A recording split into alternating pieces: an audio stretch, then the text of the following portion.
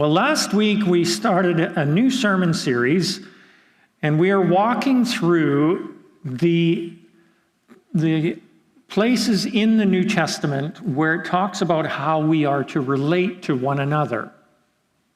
And so we started looking at loving one another, and that's the most often repeated command in the New Testament. And so today I want to look at bearing one another's burdens. Next week, Pastor Johan is going to talk about forgiving one another. And as usual, if you have questions during our talk today, you're welcome to text them to me.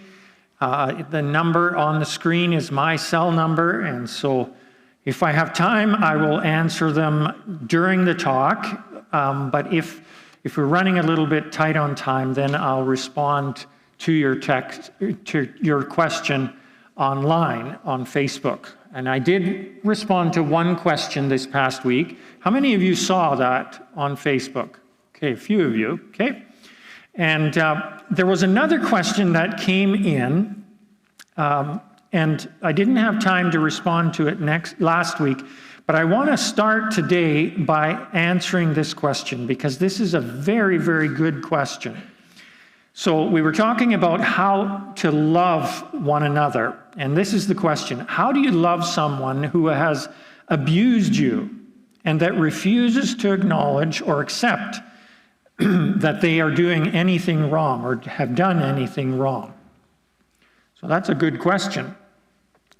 And so the short answer is this. You love people who are abusive with a 10-foot pole. You know that saying that I wouldn't touch you with a 10-foot pole? Well, I am saying you should touch people with a 10-foot pole. You should touch people who are abusive with a 10-foot pole. So you keep your safe distance, but you don't walk away altogether. You want to relate to them or love them in as close of a way as you can without getting repeatedly hurt. The truth is, loving people is messy. We all have shortcomings. We all have things that we do that are hurtful, but we're still called to love one another. And so we love one another as closely as we can without putting ourselves in harm's way. So obviously with some people, that's going to be a long distance apart, but with other people, it'll be closer. And with some people that are very safe, you need to be very close to them or can be very close to them. So loving is what we do around here. That's what we are all about as Jesus followers. But sometimes you have to learn how to love people who are a little more dangerous in unique ways. So today I want to talk about bearing one another's burdens. And I want to start in a letter in the New Testament called Galatians. So we're going to read somebody else's mail today. And whenever you read somebody else's mail, it's very, very important that you understand the context, that you understand what this letter is about and the original person or people that it was written to.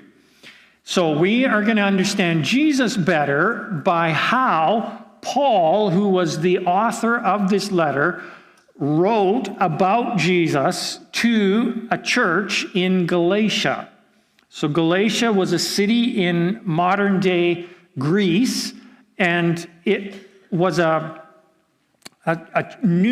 brand new church that Paul had started, and he's now writing to them in response to some things that had happened in that. So let's read this, and then I'll get into that a little further. So we're going to go to Galatians chapter 5. So if you're checking on your app, you're going fairly close to the end of the Bible.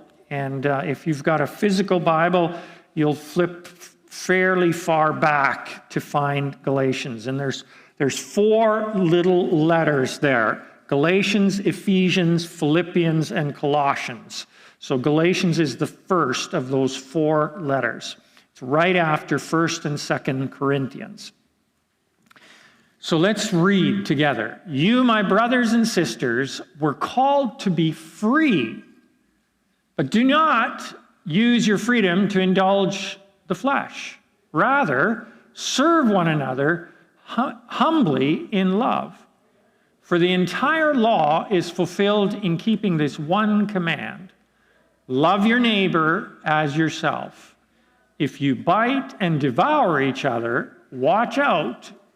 You will be destroyed by each other.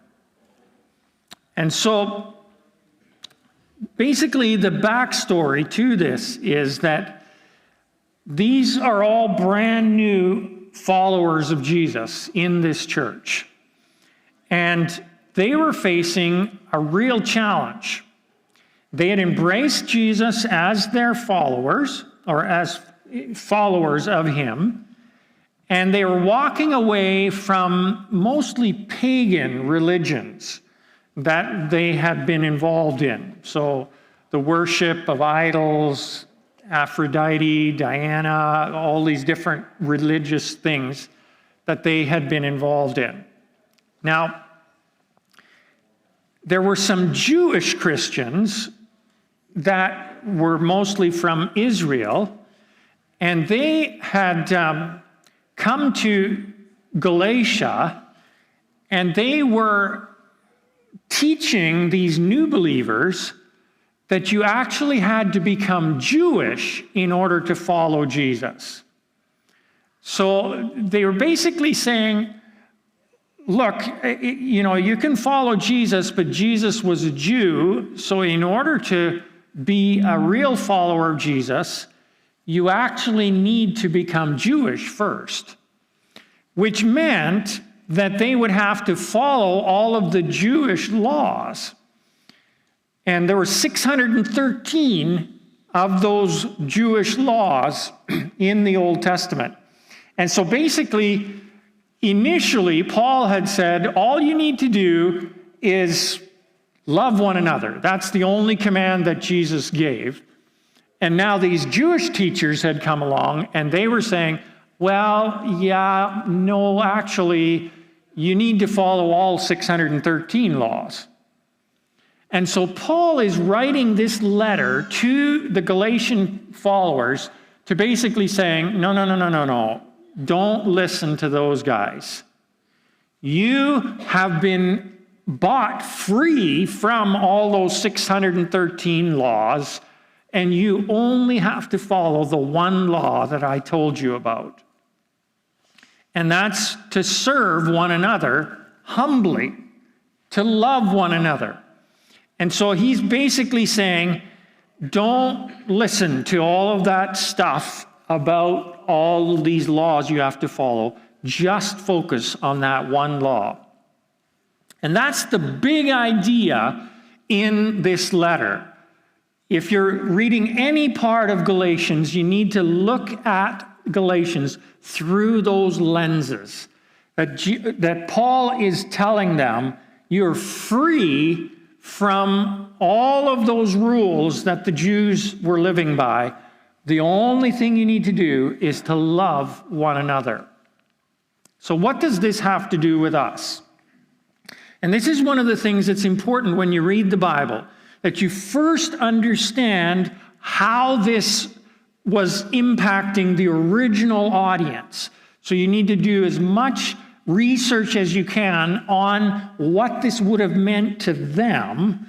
And I've kind of given you a thumbnail sketch right here now of what that would have meant to them. And then we can jump to what it means to us. Because then we can see where the parallels are between their situation and our situation. So basically, what this letter is saying to us, in a nutshell, is don't listen to all the religious man-made rules that people try to make up for how you should be a good Christian.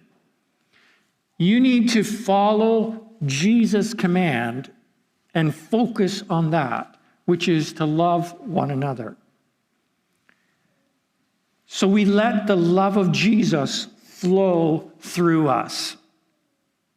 Let's flip over the page and go to Galatians chapter 6, starting in verse 1. And there we read, "Brothers and sisters, if someone is caught in a sin, you who live by the Spirit should restore that person gently. But watch yourselves, or you may be tempted. Carry each other's burdens, and in this way you will fulfill the law of Christ. If anyone thinks they are something when they are not, they deceive themselves. Each one should test their own actions. Then they can take pride in themselves alone, without comparing themselves to someone else. For each one should carry their own load." So here Paul is expanding on this idea of carrying one another's burdens.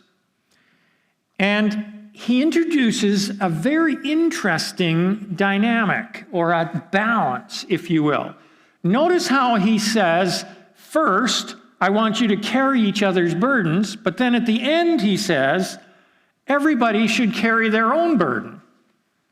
So which is it? Do we carry each other's burdens, or do we carry our own? Why would he say something this confusing? Why would he say both and at the same time?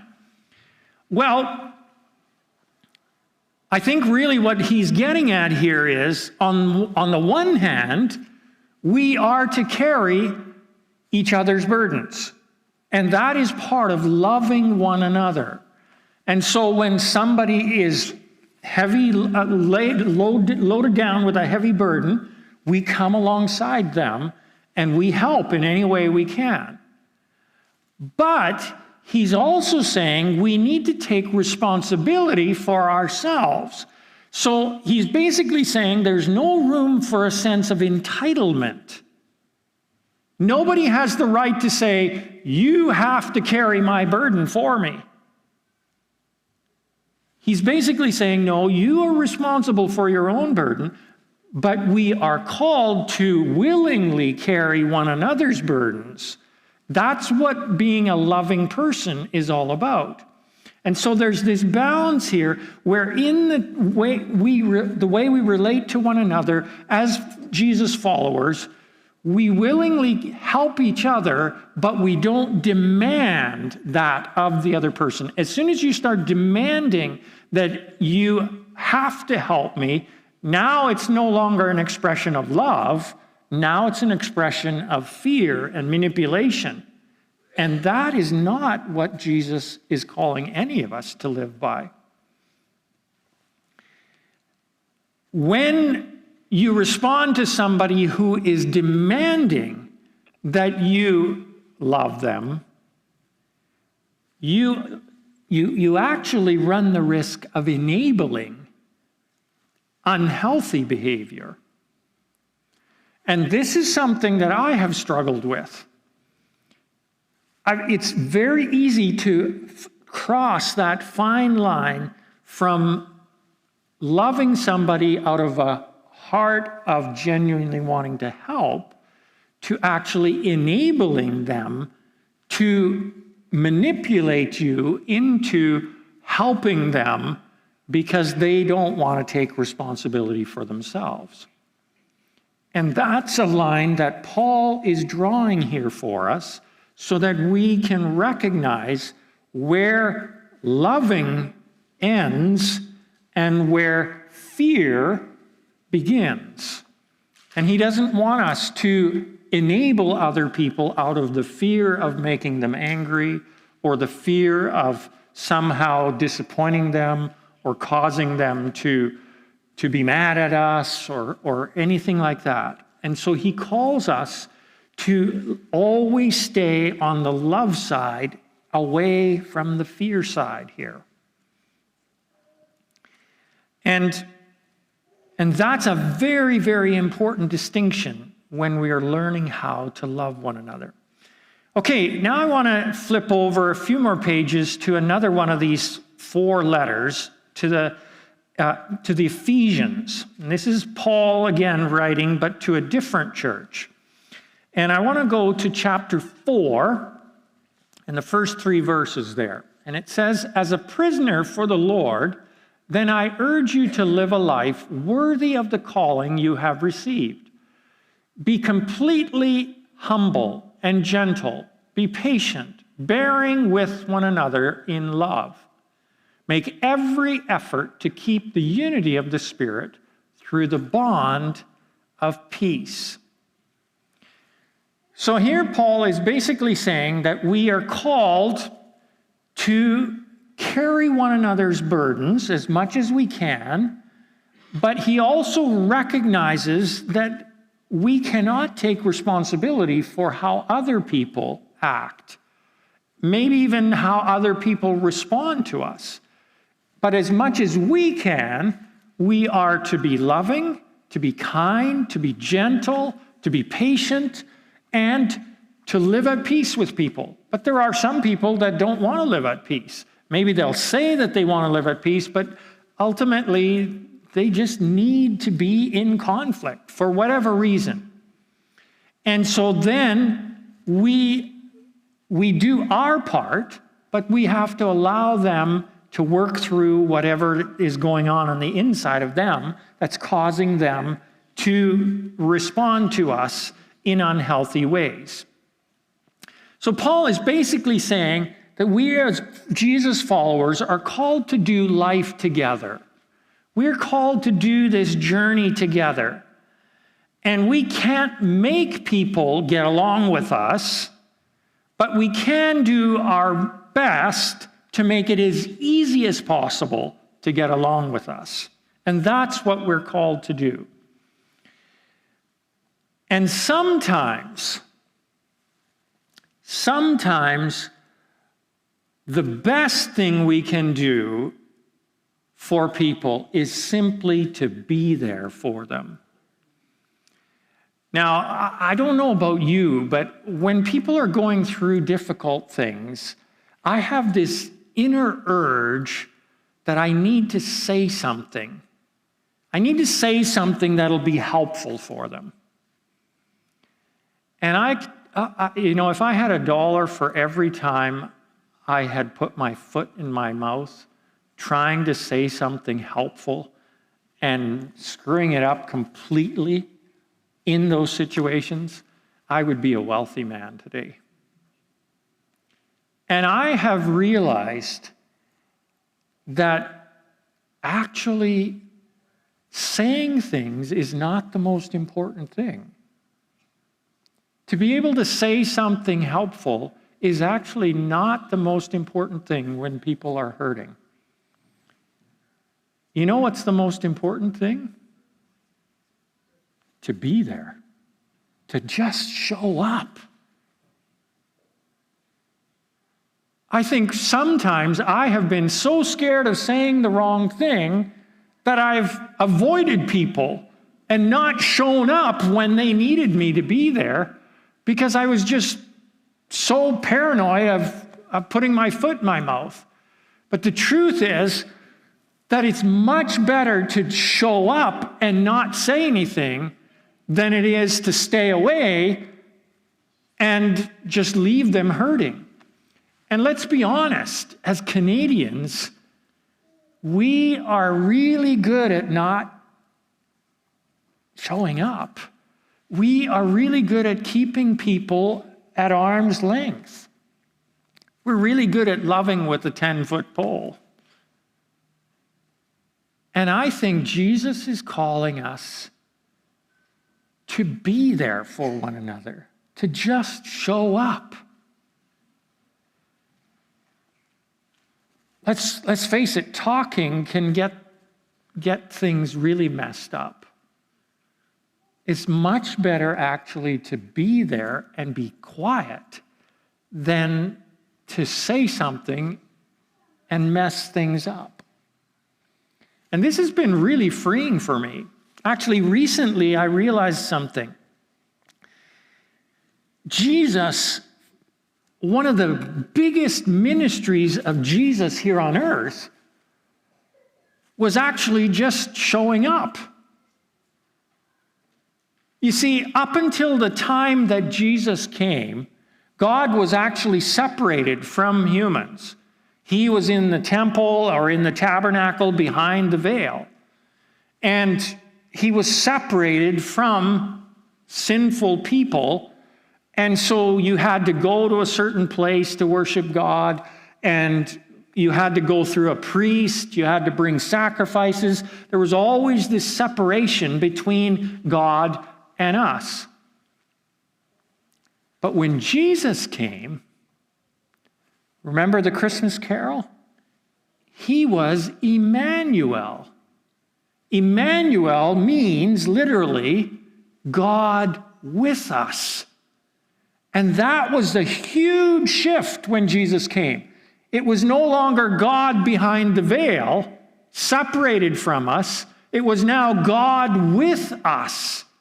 Jesus became human and walked right among us. He was literally rubbing shoulders with people everywhere he went. And so God was no longer somebody separate in the veil, in the Holy of Holies, somewhere in there where only the priests could go. He was now literally one of us. He was walking where we walked. And so, see, in the Old Testament, God was sort of loving us with a 10-foot pole. He was saying, yeah, I love you, but don't get too close. But Jesus put away the 10-foot pole. And he said, no, come, let's rub shoulders. Let's be friends. Let's be close. And Jesus showed up. And this is the thing that he is calling us to do. He's calling us to love like Jesus loved. Jesus showed up, and he's calling us to show up. He's literally calling us to be there with each other. He's calling us to be there for each other emotionally, spiritually, and physically. This is how we bear one another's burdens.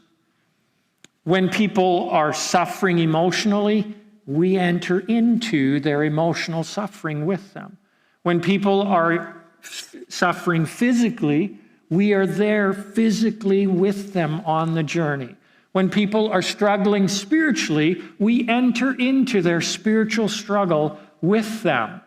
It's totally un-Canadian. And yet that's exactly what it means to be a Jesus follower. This is why we get together like this, physically, in the same room. This is why we connect with each other in all kinds of different ways. Small groups, for example, to be physically close to one another, to be there with each other, to be there for each other. I want to go to one more passage. And this one's in Romans. So this one's a little bit closer to the middle of the Bible, just a few more pages over. Romans chapter 12, starting in verse 13. Do not repay evil, or do not repay anyone evil for evil. Be careful to do what is right in the eyes of everyone. If it is possible, as far as it depends on you, live at peace with everyone. I think there's probably another one before that. You want to just go back one there? Yeah. Share with the Lord's people who are in need. Practice hospitality. Bless those who persecute you. Bless and do not curse. Rejoice with those who rejoice. Mourn with those who mourn. Live in harmony with one another. Do not be proud, but be willing to associate with people of low position. Do not be conceited. So, some aspects of being there for people or being with people are easier for us than others. Let's just be honest about that. So for some people, it's easier to be there with people when they're struggling.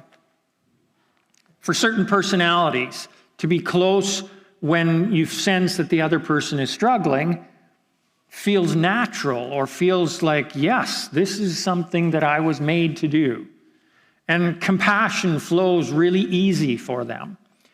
And this is what Paul is talking about when he says, cry with those or weep with those who are weeping, or cry with those who are crying. He's basically saying you need to just be compassionate when people are hurting. But for other people, when people are upset and hurting, they get really nervous and uncomfortable. For those people, it's maybe easier to be there when they're celebrating. The interesting thing is, Paul says here very clearly, rejoice with those who are rejoicing. So it's not just that sense of being there for people when they're down and out. We are to be with one another even in the good times. We are to do all of life together, good times and bad times. And for some of us, celebrating and rejoicing when things are going well doesn't come naturally. And we feel uncomfortable when there's celebration going on. And we feel more comfortable when it's hard times. So there's different ways in which we can relate to one another. And that's one of the beautiful parts of being part of a church. It's not just one kind of people. We're different. And Jesus, he was good at both. We find Jesus both going to weddings as well as funerals. We find Jesus being at celebrations as well as being at sad occasions. And so we find that Jesus models for us loving one another and bearing one another's burdens, so to speak, in all kinds of different ways, and that's what he calls us to do.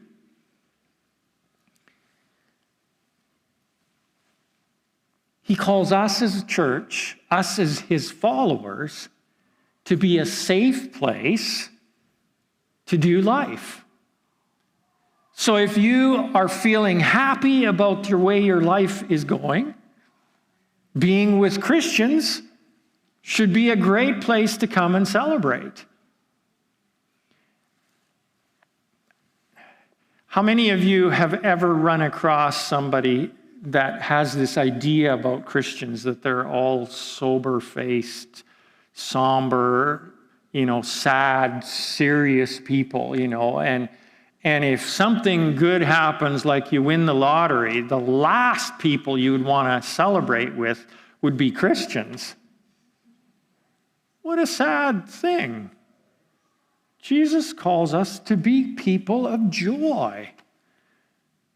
I think if we were truly like Jesus, people that win the lottery would be, the first thing they would think of is, I need to go to church. I need to be with people that are happy, because this is a happy occasion. But we also need to be a safe place for people who are unpacking painful parts of their lives.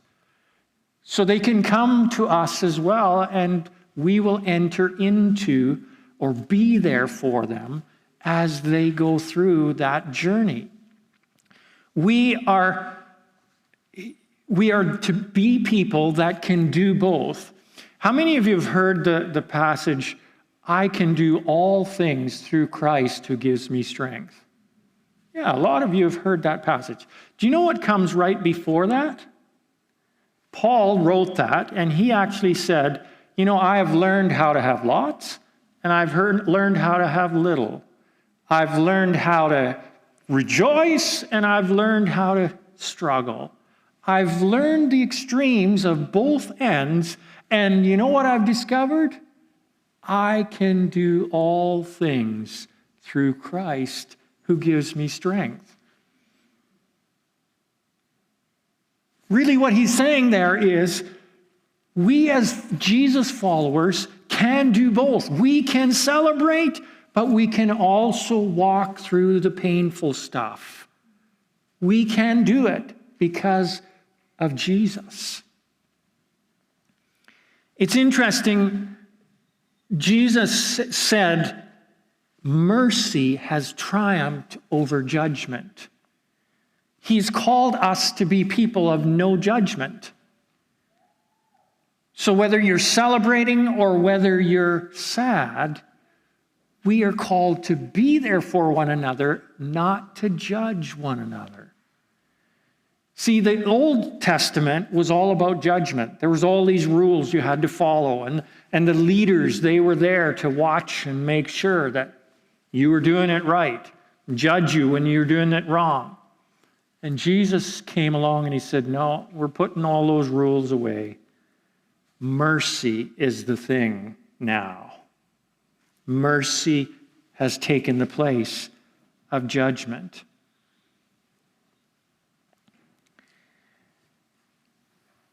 You know, I heard a story a few years ago that really gripped my heart. And maybe it's because I'm a pastor, but I want you to just put yourself in this fellow's shoes. So this fellow was a street preacher. He didn't have a church per se in a building. He would just preach on the streets. Now, he wasn't one of those wild and crazy ones like we stereotype them to be, you know, with the sandwich board sign and all that. He was actually a very, very good man and just loved people. And he spent his time on street corners talking to people. And one day he had a pretty good sized crowd listening to him as he shared the love of Jesus. And there was a woman with a brand new baby standing there watching. And something came over her as she was standing there, just an anger. And there was this sense that I have got to shut this guy up. And as she stood there, she got this idea of how to shut him up. And so she walked right up to him in front of the whole crowd, and she shoved her baby into his arms, and she said, "It's about time that you take responsibility for your own child and stop hiding your secret life." And she turned around and walked away. And there he was, standing with his baby in his arms. Of course, his credibility was shot. People just turned and walked away. And he tried to find the mother, but she had disappeared into the crowd, down the back alleys or whatever. What's he going to do? He couldn't find her no matter how he tried. And he searched for days. He took the baby home that night and looked after the baby, him and his wife, and they didn't know what to do. He kept searching. He never found her. He and his wife raised that little girl for 12 years as their own child. Eventually, he started doing some preaching on the streets again, but it wasn't nearly as effective because people remembered what that had happened that day. After 12 years, the mother of that little girl at that point finally showed up and admitted that she had done this just out of spite, to try to ruin his reputation. And of course, it took a while for the rumor mill to fix what had happened. But when people heard the story about how he had carried her burden for 12 years without complaining, even though it was so damaging to him, it actually gave him more credibility. Sometimes God calls us to carry burdens even for people who are trying to hurt us.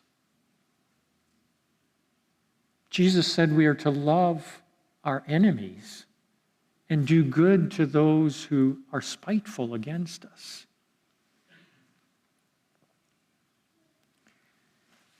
We are called to love one another even when we don't understand where the other person is coming from sometimes. Even when we struggle to see where their heart is at.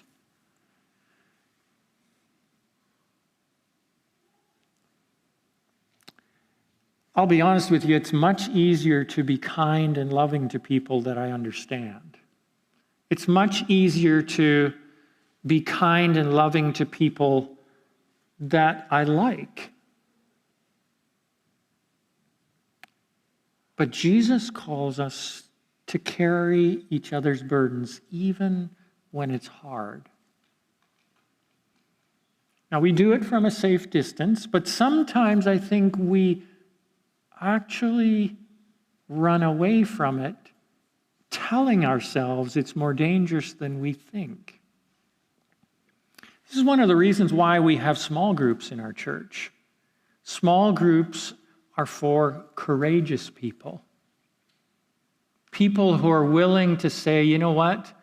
I've been loving you with a 10-foot pole, but I'm going to be courageous here and switch out my 10-foot pole for a 5-foot pole. I'm going to get a little bit closer to you. Or maybe I've had a 5-foot and I'll go to a 3-foot. Or if I've had a 3-foot, I'll go to a 1-foot. Jesus calls us to be there for one another as closely as we can. Remember, we can do all things through Jesus who gives us strength. Maybe you're sitting there going, whoa, small groups is too scary for me. Or getting close to anybody is too scary for me. You don't know my past. You don't know how badly I've been burned. I'm saying, just take one step closer. Do it wisely. Do it with people that are trying as well to be safe. And remember that Jesus will help.